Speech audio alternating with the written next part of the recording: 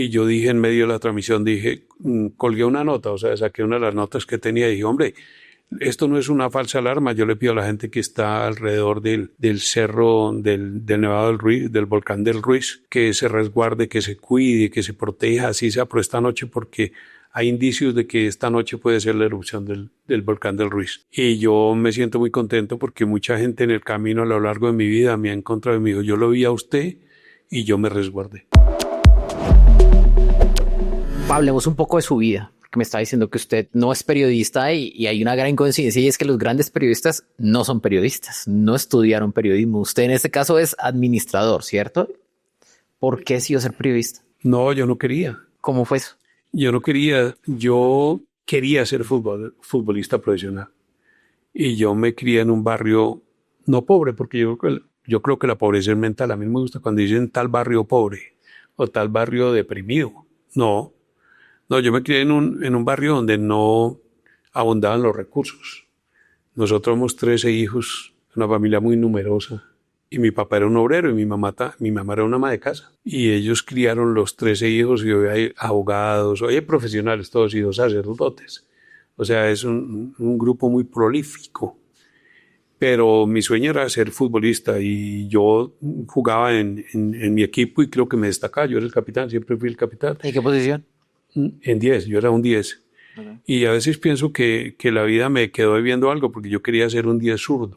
Pero yo era un 10 derecho, me gustaba pisar la pelota, yo era el dueño del balón. Me querían, me valoraban mucho, no me quejo. Pero algún día apareció un periodista que me quiso llevar al equipo de periodistas de Manizales a través de mi hermano y yo fui a jugar con ellos. Ellos tenían un invicto muy bonito que no los enorgullecía porque llevaban 53 partidos sin ganar. Era el motivo de burla de todos los manizaleños. ¿Cómo quedaron los periodistas? 0-2 perdieron, 54 fechas sin ganar y fuimos. Y el día que yo jugó mi hermano y un amigo mío ya murió. Ganaron. Entonces, mi hermano se volvió a estudiar Derecho acá, él es abogado. El amigo mío se fue para Estados Unidos buscando el sueño americano y yo me quedé en Manizales. Y yo iba a empezar a estudiar administración cuando eso. Y él me dijo, ¿quiere hacer periodismo? Y le dije, no me gusta. ¿Pero usted lee? Sí. ¿Sabe escribir a máquina? No. Le doy 15 días para que aprenda. Y yo pensé, ¿pero por qué voy a aprender a escribir a máquina si yo no quiero ser periodista? No me gusta. Pero me di cuenta de algo muy atractivo. Que yo sabía primero las noticias de Once Caldas que todos los amigos del barrio. Entonces yo me volví el personaje en el barrio porque llegaba por la noche y les contaba todo lo que pasaba en el equipo. Y ahí arranqué y ahí se esfumó mi sueño de ser futbolista. Apareció el sueño de ser periodista empírico. ¿Cuál fue el mejor momento que usted vio como periodista empírico? Tengo muchos, hombre. Tengo muchos. Yo estaba recordando el día que la selección Colombia fue a Wembley, al Estadio Sagrado de Wembley, en Londres en el 88. Y yo estaba ahí cuando Colombia empató en el último minuto a Inglaterra, pero lo mejor es que al periodismo no le dejan entrar a la cancha y yo me colé hablando inglés a lo indio. Y el vigilante se sentó conmigo, tengo la imagen, las publiqué hace poquito, y entrevisté al Pío Valderrama durante 20 minutos y el vigilante muy respetuoso me aguantó. También recuerdo que yo entrevisté a Maradona cuando iba para México, pasó por acá por Bogotá, al frente de Unicentro estuvo, y lo entrevisté porque Bilardo, el técnico de Argentina de esa época, es compadre mío, es el padrino mío. Entonces me consiguió la entrevista. Maradona salió muy malhumorado, haciéndome mala cara. ¿Quién es el colombiano? Le doy 3 respuestas y Bilardo me ha advertido, si lo engancha, él se queda con usted. Si no lo engancha, lo despide. Y de pronto hasta de manera impertinente. Y lo entrevisté 1:30. Y a la 1:30 yo llamé al dueño del noticiero y le dije, tengo la entrevista con Maradona. Y él citó a un pequeño teatrino que tenía allá en la sede del noticiero TV Hoy. Eso fue en el 86. Y citó a todos los amigos para ver la entrevista de Maradona y cuando fuimos a verle el camarógrafo que le correspondió a él, el camarógrafo mío me agarró perfecto y el de él lo cogió en segundo plano y no escuchaba bien. Me dio una tristeza. Me dijo, recuerdo el nombre del camarógrafo, me dijo el doctor Pastrana, que era el dueño del noticiero, me dijo, voy a echar a ese tipo. Y le dije, no lo he hecho, hombre, que él no lo hizo adrede. Yo no soy capaz de quitarle el puesto a una persona, nunca he sido capaz. Esa, por ejemplo, hay otra que recuerdo mucho. En estos días vino un amigo mío que escribió un libro sobre la catástrofe de Armero. Y me dijo que le han contado que yo esa noche en una transmisión por televisión había advertido que era el día de más inminente peligro para que ese hecho, que fue luctuoso, trágico, sucediera. Y fue así, yo estaba transmitiendo por todo el ar. Pero tenía la cámara instalada ya para hacer el noticiero de TV Hoy directamente desde el Campín, estaban jugando Cali Millonarios. Y de pronto me llamó el señor que atendía el cerro de Manjuino, el cerro del Salitre, por el Nevado del Ruiz. Y me dijo, yo creo, Esteban, que hoy puede ser la erupción porque se estaba preanunciando eso. Y había mucho cuidado sobre el tema. ¿Por qué? Me dijo, porque hay temblores sucesivos, hay olor a ceniza, está lloviendo muy fuerte, están cayendo rayos. No sé, el ambiente es muy cruel. Entonces yo dije, ¿lo digo o no lo digo? Porque si yo lo digo y creo una falsa alarma, un falso pánico, hasta ahí duró mi carrera. Y si no lo digo, yo pensaba que iba a llevar una pena moral hasta la tumba porque no iba a salvar muchas vidas. Y yo dije en medio de la transmisión, colgué una nota, o sea, saqué una de las notas que tenía y dije, hombre, esto no es una falsa alarma. Yo le pido a la gente que está alrededor del cerro del Nevado del Ruiz, del volcán del Ruiz, que se resguarde, que se cuide, que se proteja, así sea por esta noche, porque hay indicios de que esta noche puede ser la erupción del volcán del Ruiz. Eso está en un libro que escribió Gustavo Álvarez Gardiazabal, con un título fabuloso, porque el título Los sordos ya no ven. Porque él dice que hubo un periodista que advirtió eso por la noche y no lo escuchara. Y yo me siento muy contento porque mucha gente en el camino a lo largo de mi vida me ha encontrado y me dijo, yo lo vi a usted y yo me resguardé. Y es una historia muy bonita que está consignada ahí en ese libro, pero yo lo tengo también para un libro que yo estoy haciendo. Y cuando usted vio la erupción, ¿qué se le pasó por la cabeza? No, yo no la vi. Y lo que me llama la atención es que más tarde en la noche me llamó el director del noticiero Andrés Pastrana y él no me corrigió, no me dijo, ¿dónde sacó eso? ¿Quién le informó eso? Está especulando, no sea mentiroso. ¿Cómo va a crear esa falsa alarma? No, él lo primero que me dijo es, ¿por dónde llegamos 3 vías posibles a Mariquita, a Armero? Y le dije, ahí está, esta y esta. Él conocía la tradicional. Y me dijo, voy a mandar 3 carros con camarógrafos de dotación para los 3 carros. Y él envió 2 carros blancos Daihatsu con el equipo, con el camarógrafo cuando eso había existente cámara, con la periodista, con la ropa que tenía los mandó. Hicieron un trabajo espectacular y los otros periodistas también, porque eso se llenó de periodistas de todo el mundo allá en Armero, pero yo no quería esa catástrofe, pero sí cuento eso como un hecho, no que me hace enorgullecer, pero que la duda que tuve me condujo a tomar una muy buena decisión y que de alguna manera salvé 1, 2, 3, 10 o 20 vidas. Ya que usted me cuenta esta historia, me pone a reflexionar el tema del valor de contar historias y de cómo eso, digamos que en cierta medida es algo importante en el periodismo, pero se ha perdido actualmente por el tema de la inmediatez, por el tema de ser viral, por el tema del video corto para que cuente la historia en poco tiempo, pero digamos que el acto de consumir periodismo o el acto de escuchar historias se perdió con el tiempo. ¿Usted está de acuerdo con esta reflexión o usted qué opina de lo que ha sucedido con el periodismo desde lo que usted vivió como periodista a lo que usted ha visto actualmente? Yo estoy de acuerdo con la reflexión suya, pero tomo una posición al respecto. Como yo tengo hijos y nietos pequeños, pero los tengo, yo nunca establecí una brecha generacional entre quienes practican el periodismo joven y viejo. El joven es muy dado a descalificar al viejo y el viejo a descalificar al joven. Y yo creo que yo me tengo que nutrir del pensamiento, las ideas, la dinámica de la gente joven. Y yo tengo que adaptarme a las nuevas tendencias del periodismo porque si yo no me adapto a ello, vivo lo que están viviendo muchos y es la longevidad. Una vida otoñal muy triste porque manejan medios, pero no se adaptan a lo que la gente quiere o lo que la gente persigue. Pero yo traté de adaptarme y desde hace muchos años a las historias breves. Por ejemplo, Andrés Pastrana me decía en el noticiero TV Hoy y luego muchos otros directores que yo tuve. Y me decían, ¿quiere ir a la competencia de Fórmula 1 a Miami? Y yo decía, sí, vaya y me trae 5 crónicas. Entonces, ¿dónde quiere ir? Y yo decía que es la mejor época mía como periodista.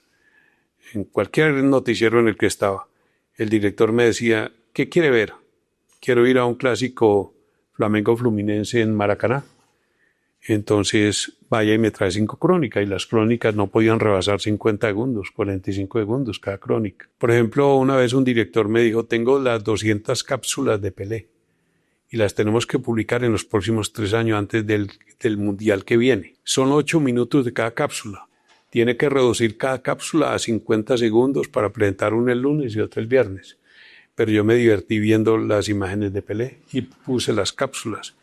Un día me contó un amigo que había un centro de alto rendimiento en Colorado Springs, en Estados Unidos. donde se preparaban los deportistas de lujo que iban de Estados Unidos a los Olímpicos. Yo he ido a 3 Juegos Olímpicos. Y fui y me tocó ver el marchista, cómo lo estaban preparando. Con toda la tecnología, hermano, una cosa espectacular. Y luego ganó Jefferson Pérez, un ecuatoriano fue el que ganó la prueba olímpica y ese estaba alimentado con panela, con frijoles, con arroz. Entonces son historias muy bonitas. Tengo unas historias muy bellas de momentos que viví en el periodismo que me llevan a agradecerle a Dios por haberme dado el privilegio de ser feliz con lo que hago. Y en materia deportiva, ¿cuál fue el mejor momento que vivió? Muchos, por ejemplo, el momento en que Nao tapó el penalti del Once Caldas para quedar campeón de la Copa. Por ejemplo, el día que Higuita tapó los penaltis aquí con Nacional para darle de manera brillante aquí en Bogotá contra Olimpia el título Atlético Nacional en Copa Libertadores de América. Por ejemplo, yo estaba transmitiendo por RCN el Mundial de Italia cuando Freddy hizo el gol. Por ejemplo, esa apoteosis de los 5 goles de Colombia contra Argentina. Todo eso a mí me fascina recordarlo, por eso me dolió tanto la muerte de Freddy, porque yo tuve un vínculo muy estrecho, amistoso, al punto de que acá donde estamos grabando yo vivo, y él durmió acá, y él durmió en una de las camas de mi casa. Él era muy, muy amigo mío, muy, muy amigo. Como a mí me han encantado los negros toda la vida, mis ídolos en su mayoría, no todos son negros.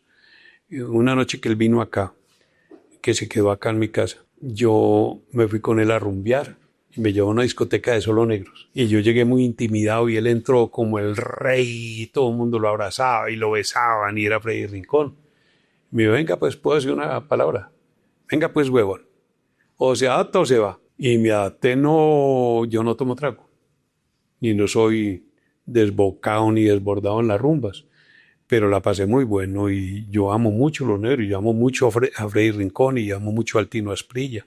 Me gustan mucho, el Tino es mi amigo y lo ha sido toda la vida, me respeta y lo respeto, pero no solamente ellos, muchos otros y blancos también que fueron figuras en la selección Colombia. Ha habido muchos momentos, es muy difícil, yo me pongo a recapitular mientras nado, porque yo nado mucho. Voy 2 o 3 veces a la semana a nadar y hago bastantes piscinas y ahí estoy reflexionando y ahí voy analizando y a veces me pongo a evocar momentos que la vida me dio en el campo deportivo. Por ejemplo, yo estuve en la transmisión de Jimena Restrepo en los Juegos Olímpicos cuando ella ganó la medalla de bronce y tuve la oportunidad de entrevistarla, eso fue muy bueno.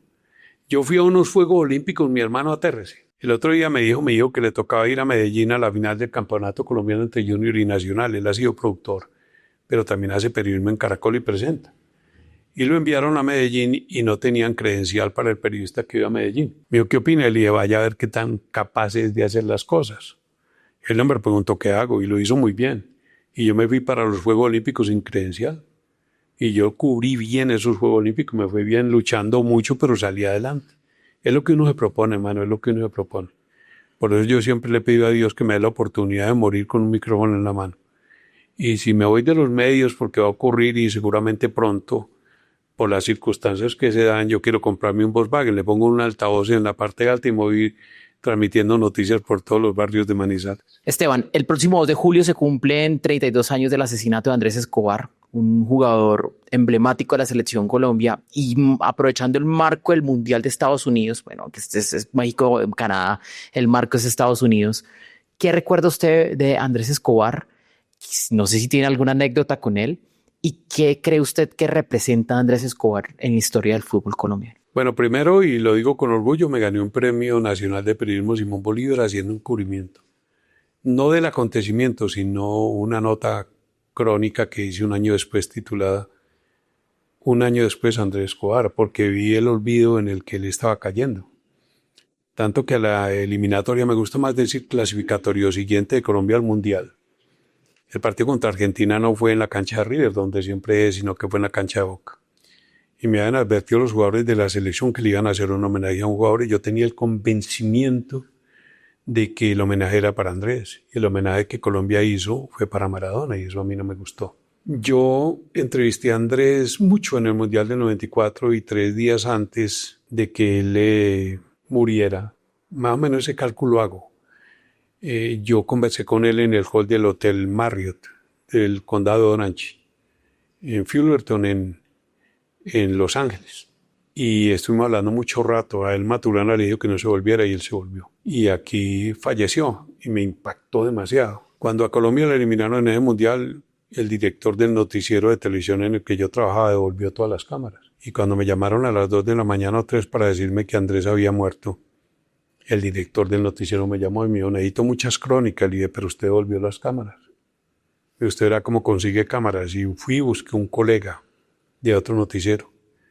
No me olvido que le dije, hermano, necesito que me preste la cámara. Ese colegaje existe. Y me dijo, si me paga $1,000, yo le debo hacer unas noticas. Y me tocó pagar, pero no la pagué yo, lo pagó el noticiero y hice unas notas muy recursivas, a pesar de que yo estaba en Los Ángeles. Incluso después, cuando Colombia se regresó, a ese mismo hotel fue Brasil. Y yo quise averiguar si alguno de los jugadores brasileños que son tan supersticiosos iba a dormir en la habitación y en la cama en la que había dormido Andrés Escobar. Y al que le asignaron fue a Romario. Y él no quiso. Y no sé si después se acostaría o no se acostaría ahí, pero con Andrés tengo muy buenos recuerdos. Él fue un caballero del fútbol. Tengo notas y videos escritas. Tengo unas notas para un libro que titulo El autogol de la muerte. Hace poquito estaba viendo la foto con Córdoba. Córdoba es muy amigo mío, Oscar. Y nos poníamos a analizar la jugada. Y era una jugada muy cruel, que le puede pasar a cualquiera, que fue el origen de lo que sucedió con él. Lo triste es que él se murió en el apogeo de su vida deportiva, fue un caballero futbolístico de gratos recuerdos. Cuando veo los partidos de Nacional y aparecen las pancartas evocadoras de él, allá me encanta, y siento una sensación de alivio, porque ojalá perdure en la memoria de los colombianos y no se pierda el nombre de Andrés por todo lo que representó. Otra pregunta es el cumpleaños de Millonarios, que va a ser el próximo 18 de junio. ¿Usted tiene alguna anécdota o tiene algún dato histórico o algo que usted quiera resaltar del equipo embajador a propósito de su cumpleaños? Pues yo llevo muchos años viviendo acá en Bogotá, yo más de 40 años. Y he transmitido fútbol sucesivamente la mayoría de esos años, ya no tanto. Ya de pronto cuando me contratan por ahí, porque el apogeo de la radio desapareció. Y en televisión los derechos los tiene Win y yo parece que no encajo allá. Entonces no transmito allá y respeto mucho a quienes están allá. Pero más que anécdotas, que tengo muchas. Quizás un día que fui a visitar el camerino del América que iba a jugar con Millonario acá. Y el doctor Ochoa Uribe era el técnico, ya falleció, un técnico muy laureado, que ganó muchos títulos en Colombia, muchos con Millonario y muchos con América. Puso un letrero en la puerta del camerino que decía, aquí no se aceptan ni periodistas ni emboladores. Muy ofensivo, muy agresivo, y él se retiró de los medios de comunicación 7 años. Fue ese partido. El día de la catástrofe de Armero, Millonario estaba jugando con Cali. Otro partido que recuerdo muy bien, pero yo no tengo una preferencia distinta a la del Once Caldas.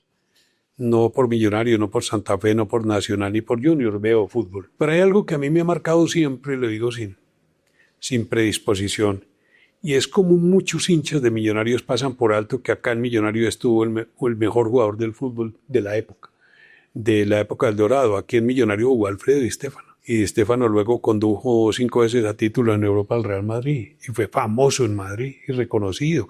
Y es hoy no es presidente honorario. A pesar de su muerte del Real Madrid, el Real Madrid es uno de los mejores, si no el equipo más histórico del mundo. Y yo montaría campañas publicitarias en Millonario a través de Alfredo Di Stéfano. Y yo lo hablo con mis amigos de Millonario, yo les digo. El jefe de comunicación es muy amigo, un gran tipo, César Ardil, y yo le digo, acá campañas, hombre, con Alfredo Di Stéfano. El año pasado escribió un libro sobre Millonario, el mejor equipo del mundo, del 49 al 53. Claro que le puse mucha ironía porque el Deportes Caldas, que fue el origen del Once Caldas, fue campeón en el 50 y le ganó a Millonarios. Y entonces Millonarios fue el mejor equipo del mundo del 49 al 53, pero en el 50 había otro equipo mejor del mundo que era el Deportes Caldas. Es una broma, pero sí, deberían evocar más y construir más la imagen de Millonarios, no a través de los jugadores de ahora. Otra anécdota que tengo, se me ocurre ahora, me van llegando a la cabeza, es que cuando llegó Funes, el presidente Millonario me llamó y quería que yo tuviera la exclusiva. Y me fui a buscarlo al apartahotel Santa María al frente de la Plaza de Toros de Bogotá. Toqué la puerta del apartahotel, abrió un gordo grandote y le dije, señor, buenos días, vengo por Funes. ¿Cuál Funes?